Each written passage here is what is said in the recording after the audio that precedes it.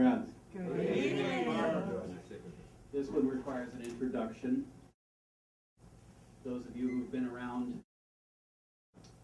remember a poem that I did called Jesus Was an Idiot. That was part one, in which I repudiated Jesus, Muhammad, and Buddha. The second part was a press release in which the agents for Jesus, Buddha, and Muhammad announced that each of the prophets would fill out an OD461 form in which they were applying for reinstatement of love and or respect. This is part 3, the first of the OD461 forms. This one is from Jesus. Dear Martin, I so totally understand why you were angry, and I have this to say. You're angry? You're angry? How do you think I feel watching the things that have been done in my name over the past 2,000 years? The list is so long that I don't know where to begin. Do I go into the Catholic Church keeping Europeans from being able to read for more than 1,000 years? Or do I go straight into the wars, the massacres, and even the Christian on so-called Christian insanity that has transpired? For every Mother Teresa and St. Francis that I've had the pleasure of seeing, there have been 100 Tomas de Torquemadas carrying on inquisitions across the globe. I am nearly equally offended watching those televangelists twisting my words to get money out of people to support their obscene lifestyles. So, there is all of that. But you are a writer and have words of your own. Imagine how you would have felt watching the First Council of Nicaea, where 300 years after your death, a bunch of clerks edit your words and suit their own purposes and burn scrolls that represent parts of your life story that do not suit them. Now that hurt, because I had friends and family who got burnt up in those scrolls. I remember that spear hurt like hell, which I never said existed. But at least it was only physical.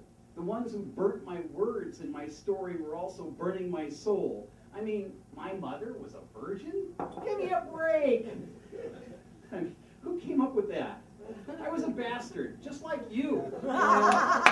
And come to think of it, wasn't your mother also named Mary? Well, there's cultural evolution for you. So look, I tried to be a good man and a good rabbi. I wanted people to feel and act upon the spirit of humanity, not some set of mechanistic laws.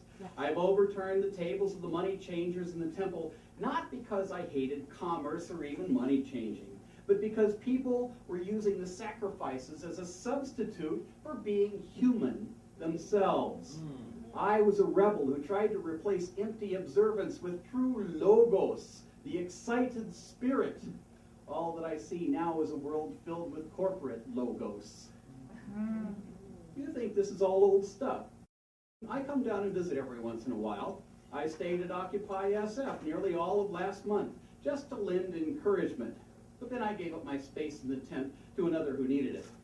I went to Occupy Wall Street too, although I will confess, it was partly because I just love those hot bagels that the street vendors sell out of their carts. Maybe it's the crispness of the air against the smell of the yeast rising. Hey, don't tell anybody, but I actually have a studio apartment down on Sullivan Street in the Village. The landlord hasn't raised my rent in decades because he's Italian and says he wouldn't know how to explain it to his friends. It's rather amazing what you can do after you're dead. Muhammad and Buddha say so too. Someday you may find out for yourself. When you wrote the poem, Jesus Was an Idiot, I knew I had to step in. I didn't know whether you were rejecting the historic me, the fake one created by the Romans out of Lego toys, or what remains of my teachings, or just the things that people are doing in my name.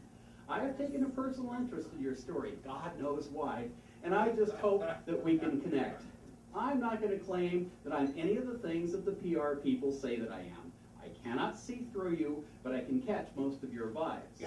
Even in my own belief system, I've seen many people over the years who did it better than I did. I hear Buddha and Muhammad saying the same thing. It's just that you don't necessarily know about these people because they don't have the power of Rome or someone else promoting them.